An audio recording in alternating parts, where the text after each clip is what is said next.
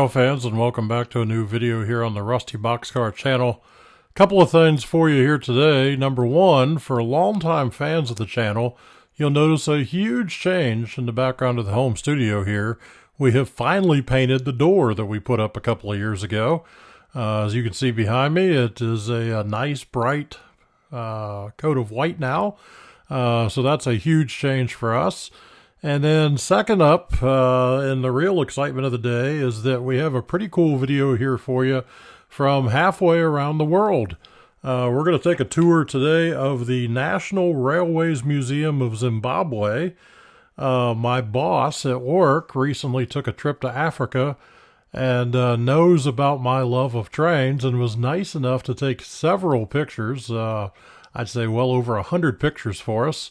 And also took a bunch of short video clips of the Railway Museum there. So what we're going to do with this, he brought us back this great book, Railway Heritage of the Museum. It's got a lot of descriptions of the different things that we'll see. So where there's enough pictures of individual units, I'll do some narration over those, and we'll look at each of the units and give you a short description of them. And then there's several pictures where there's just pictures of different things, or I couldn't line them up with a description in the book. So there'll be about 4 minutes of just picture after picture after I get done with my narration part. We'll set that to a little bit of music, and then we'll close the back portion of the video out with the video clips that he took as he walked around the units there in the yard. So huge shout out to Mark. Thank you very much for bringing back these pictures and thinking of us while you were over on your overseas trip. And hope you guys enjoy the video. Let's go ahead and start this off. I'll give you a quick Google Earth video of the distance from here at our town of Mount Juliet, Tennessee, over to where this museum's located, and then we'll jump right into the trains.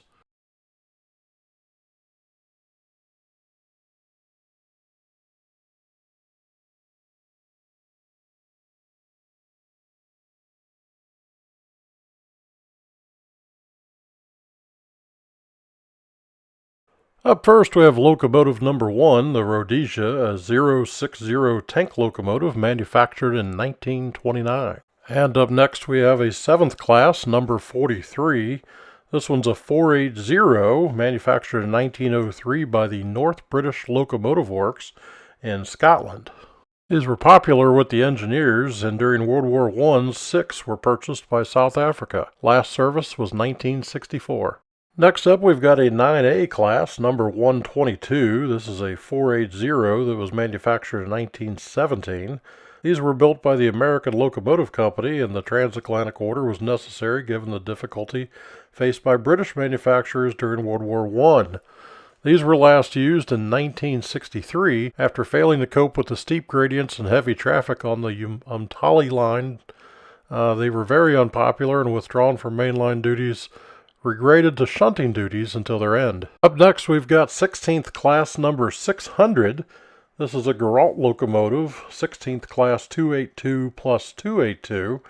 Was built by the Beyer Peacock and Company in 1929 with a weight and power that far exceeded anything previously employed by the Rhodesia Railways. This unit was originally numbered 221 and was last used in 1967. We'll now move into some diesel locomotives with the Class DE7 number 1708.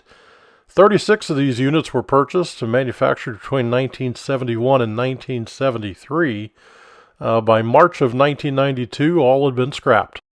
Next up, we've got Class DE8B number 1837. These were manufactured from 1976 and 1977, built by Sorfame of Portugal. The exact costs were unknown, and these were delivered in 3 batches, each with slight mechanical differences so that they were classified differently. This unit was acquired during the height of international sanctions against the Rhodesian government, which had unilaterally declared its independence in 1965. This unit entered service in 1976, was refurbished in 1982, and was withdrawn from traffic in 1994.